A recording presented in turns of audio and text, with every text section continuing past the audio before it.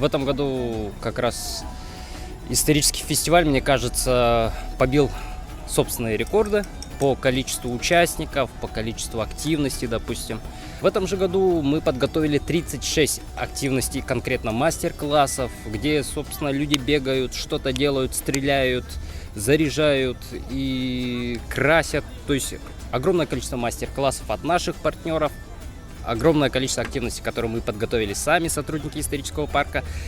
Все это, мне кажется, удалось. Ну и, собственно, конечно же, наша задача – это не только развлечь людей, но и приобщить людей к истории. В этом нам очень помогли наши друзья, клуб реконструкторов «Красный восход». Конечно же, огромную благодарность за помощь в организации этого мероприятия турбазе семейного отдыха 4 сезона, которые предоставили нам огромное количество просто призов. То есть это не просто постоял, там пострелял из арбалета, но еще выиграл, получается, какой-то приз конкретно, вот, собственно, от наших партнеров.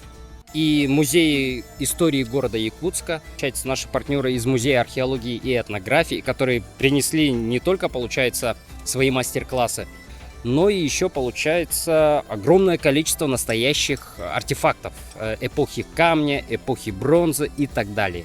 То есть, мне кажется, мероприятие удалось на ура.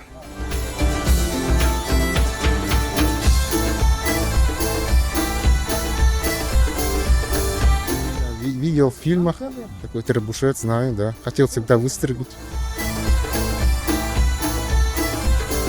Теперь больше знаю, и что раньше было во время рыцарских времен.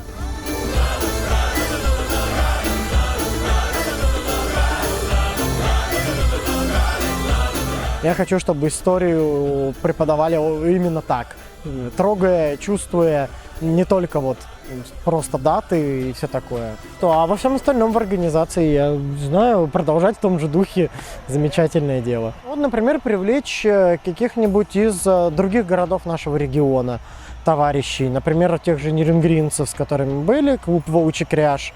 Замечательные люди, можно провести будет соревнования, например, между нами и ними, чтобы выяснить, а чей город как бы лучше.